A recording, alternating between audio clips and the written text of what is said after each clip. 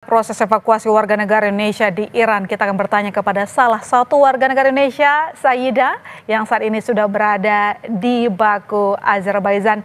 Mbak Saida, selamat malam waktu Indonesia. Apa kabar? Selamat sore waktu Baku, Azerbaijan. Alhamdulillah sehat. Bagaimana, apa kabar, Mbak? Luar biasa, kabar saya juga baik dan saya senang melihat Mbak Saida juga sehat-sehat di sana. Selama 16 jam perjalanan ke Azerbaijan, cukup lelah ya Mbak? Lumayan, lumayan cukup lelah sekali, cukup cukup melelahkan. Tapi tetap sehat, yang penting begitu Mbak Saida. Kira-kira di mana tepatnya lokasi Mbak Saida sekarang? Bagaimana kondisi 97 WNI di sana? Alhamdulillah, saya sekarang di Baku, kemudian WNI juga 97 ini ada di hotel di Baku, Azerbaijan. Nanti katanya Senin akan kembali ke Indonesia ya?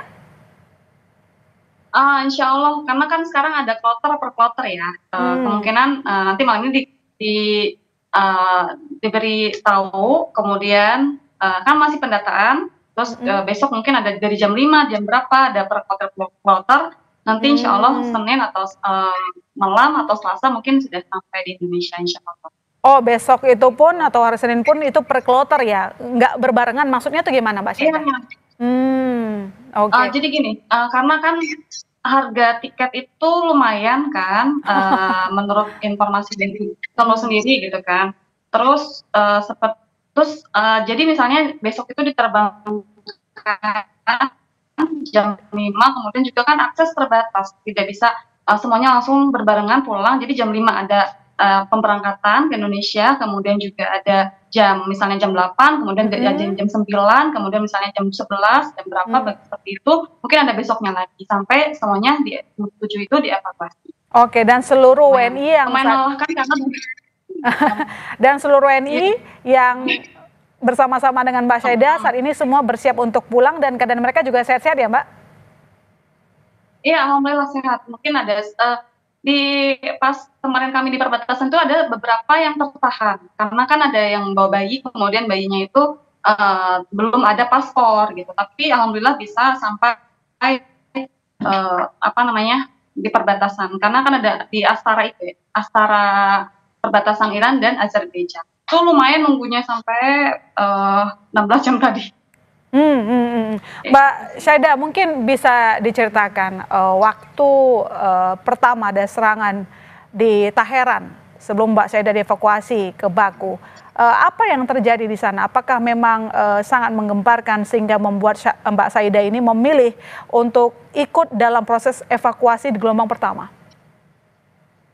Iya, karena memang Tehran itu kan memang kapitalnya, ibu kota. Sedangkan kota-kota lain itu seperti seperti misalnya Mashhad itu tidak terlalu luas atau misalnya serangan-serangannya. Tapi kalau di Teheran itu banyak sekali ledakan-ledakan dari pagi, malam, kemudian juga yang paling banyak itu di malam hari sih. Tidak seperti misalnya di kotaku, mereka mungkin jauh gitu kan dari sekitar 2 jam dari Teheran, jadi nggak terlalu banyak ledakannya. Kalau di Teheran sendiri banyak, kemudian akhirnya saya memutuskan untuk evakuasi. Saya ke Teheran itu maksudnya di Teheran itu saya ke KBRI dari hari Kamis, kemudian itu pendataan segala macam, terus setelah itu dibantu sama KBRI juga untuk jam 7 pagi hari Jumat itu kan sempat nggak ada internet. Hari Kamis itu nggak ada internet, Jumat nggak ada internet. Kemudian saya dari Teheran ke arah utara, ke arah Kastin, ke arah Arash, terus menuju ke sana.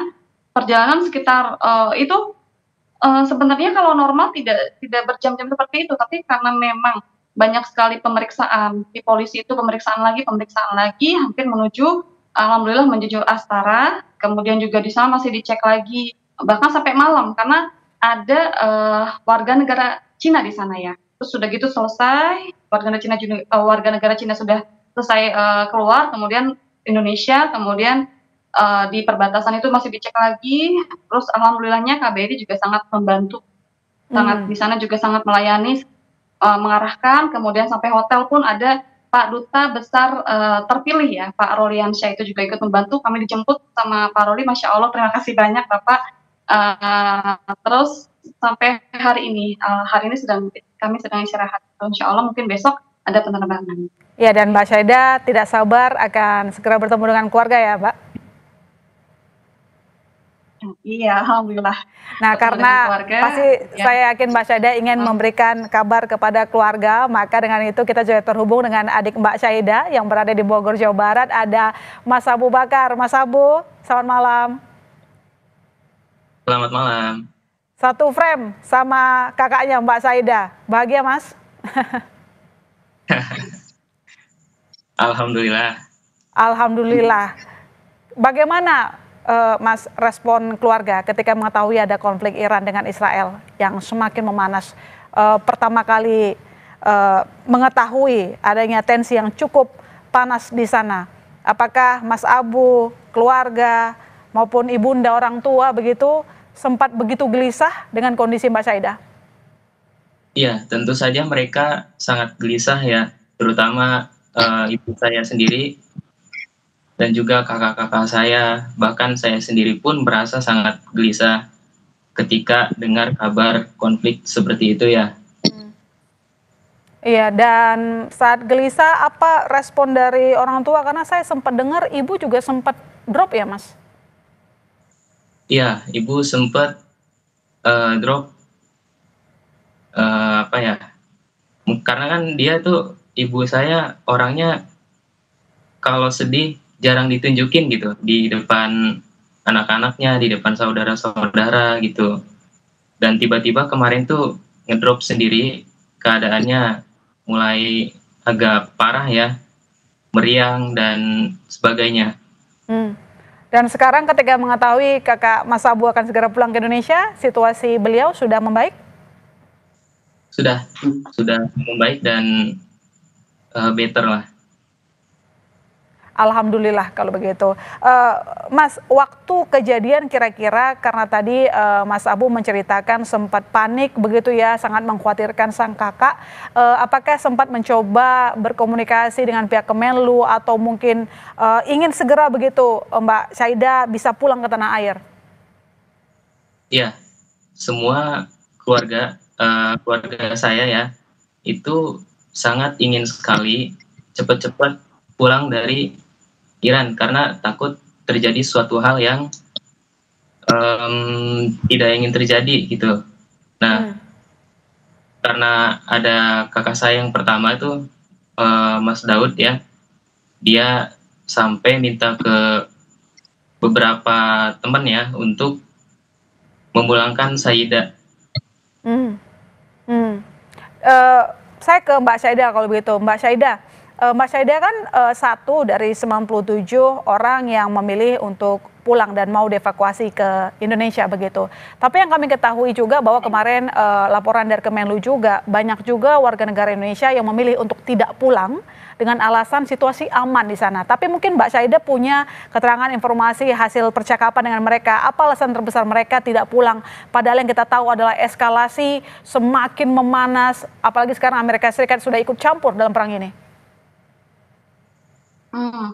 Banyak ya, itu apa namanya, teman-teman kenapa tidak memilih untuk dievakuasi, karena pertama itu di Qom sendiri itu aman, yang tadi saya sampaikan itu ledakannya itu tidak separah di Tehran. Di Tehran itu dari mungkin pagi di jam 3 sore, kemudian malam jam 12, jam 2 itu pasti selalu ada ledakan gitu kan.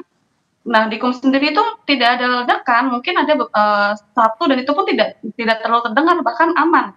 Mungkin itu adalah salah satu yang membuat mereka untuk evakuasi seperti itu, karena memang di sana masih aman gitu. Terus keduanya juga mungkin ada yang masih hamil, teman saya ada yang masih hamil itu 8 bulan, mungkin untuk susah untuk apa namanya untuk melakukan persalinan di sini. Misalnya untuk pergi ke pesawat pun agak susah. Iya. Yang saya tahu. Dan yang lainnya tuh adalah apa namanya, sebentar lagi kan mau selesai nih, tinggal nunggu ijazah. Terus karena harus nunggu ijazah itu makanya untuk mereka tuh memutuskan untuk tetap stay di Iran agak lumayan sulit ya, yang saya tahu. Itu beberapa contoh apa namanya proses yang misalnya mereka juga harus berpikir panjang. Iya, Seperti ya. seperti itu. Selain memang alasan merasa di sana aman, tapi ternyata ada kendala masing-masing orang individu begitu ya, supaya tetap memilih berada di sana. Mbak Saida, sekarang kan saya rasa Mbak Saida merasa lega karena segera pulang. Sebelumnya pasti sempat panik ya, karena jauh dari keluarga ya?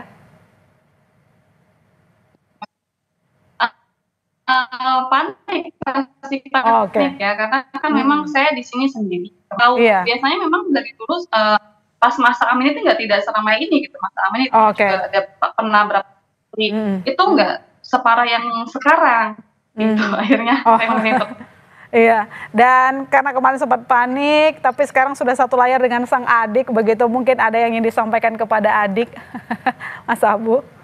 iya.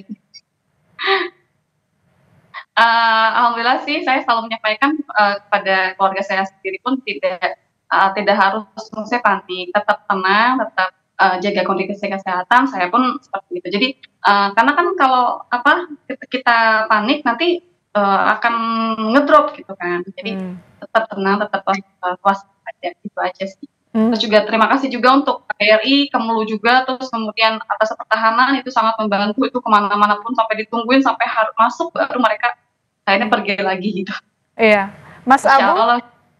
Mas Abu Ya. ada yang ingin disampaikan kepada kakak sebelum nanti kangen-kangenan di Bogor?